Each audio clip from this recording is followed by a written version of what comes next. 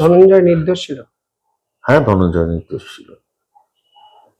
Dhananjay complete নির্দোষ ছিল। এবং আমার এগেন্সে হাইকোর্টে 4টে কেস হয়েছিল। ধনঞ্জয় দেখার পর কলকাতা হাইকোর্টের এক জাজ আমাকে ফোন করেছিলেন এবং ফোন করে বলেছিলেন যে এতদিন ধরে যে গ্লানি আমি বয়ে নিয়ে বেড়াচ্ছি, আজ আপনি আমাকে সেটার থেকে মুক্তি দিলেন। আপনি আপনার ছবিতে যা যা বলেছেন সব সত্যি কথা, ঠিক কথা।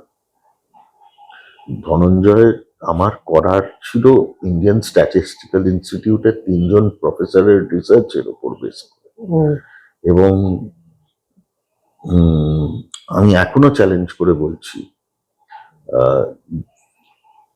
এদেশে এই ধরনের কেস রিওপেন হয় না। এখনো চ্যালেঞ্জ করে বলছি, যে কেসের কোনো প্রাইমারি এভিডেন্স ছিল না, যে কেসের কোনো সেকেন্ডারি টার্সিয়ারি এভিডেন্স ছিল না, যে কেসের যে এভিডেন্স পেশ করা হয়েছিল যেগুলো ট্যাম্পার্ড ছিল, তা সত্ত্বেও তার 14 বছরের জেল হয়েছিল। 14 বছরের জেল কাটার পর তার ফাঁসি হয়েছিল। একটা ধরা যাক ওয়ান পার্টিকুলার ক্রাইমের জন্য সেই মানুষটাকে 2বার শাস্তি দেওয়া হয়েছিল। এই দেশ দিয়েছিল। ধনঞ্জয় করা মানে আপনি চ্যালেঞ্জটা কাকে করলেন? মানে জুডিশিয়ারি সিস্টেমকে করলেন, সমাজ ব্যবস্থাকে করলেন, মিডিয়াকে করলেন? সমস্তটা যেটা যে ঘটনাগুলো ঘটেছিল আমি সেটাতেই তুলে ধরেছি। আমি চ্যালেঞ্জ নিজেদেরকে করেছি। আমরা যদি আয়নার সামনে দাঁড়িয়ে নিজেদের ইন্ট্রোস্পেকশন না করি, সমাজ কি, জুডিশিয়ারি কি, সরকার কি, আমি আপনি তো, আমরা যদি প্রত্যেকদিন আয়নার সামনে না দাঁড়িয়ে নিজেদের ইন্ট্রোস্পেকশন না করি, তাহলে বয়ে যাবে, সবকিছু বয়ে যাবে।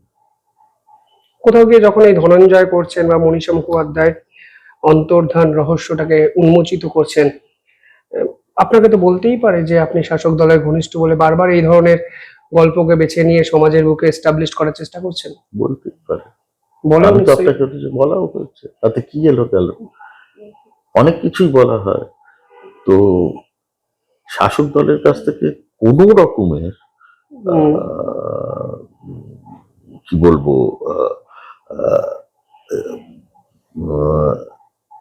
কি বলা যায়, যে anything that I have taken from the শাসক দলদের থেকে দেখা গেছে আমাকে।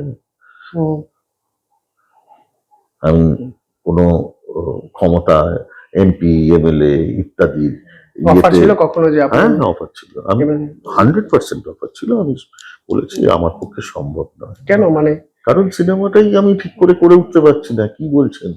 37 বছর ধরে আমি এই একটা জগতের সাথে যুক্ত, এবং অবশেষে আজকে আমি যে জায়গায় দাঁড়িয়েছি তার জন্য 37 বছরের পড়াশুনো, প্রচেষ্টা, প্যাশন সমস্ত কিছু আছে। আমি আমার পিএইচডি ছেড়ে দিয়েছিলাম, বিদেশে যাওয়া ছেড়ে দিয়েছিলাম শুধুমাত্র এটা নিয়ে পড়ে থাকবো। এটাকে ফেলে দিয়ে, এটাকে অবজ্ঞা করে দিয়ে দৌড়তে শুরু করে দেবো কোথায়? মানে সেখানে আমি তো রাজনীতিক নই। রাজনীতির জন্য পড়াশুনো লাগে, ইমেন্স পড়াশুনো লাগে। আপনি যা রাজনৈতিক, মানে যেভাবে যতটা রাজনৈতিক সচেতন একজন ব্যক্তি, আপনার চলচ্চিত্র পরিবারে যারা রাজনীতি করছেন তারাও অতটাও রাজনীতি বোঝেন না যতটা আপনি। ডেফিনেটলি ঠিক কথা বলেছেন। তো তাতে কি করা যাবে? আপনার মনে হয়নি যে ওরা যদি পারে আপনি পারবেন না কেন? আমি অনেক ভালো পারতাম, রাইট, কিন্তু আমার সিনেমার মাধ্যমেই আমি সব কথা বলতে পারি।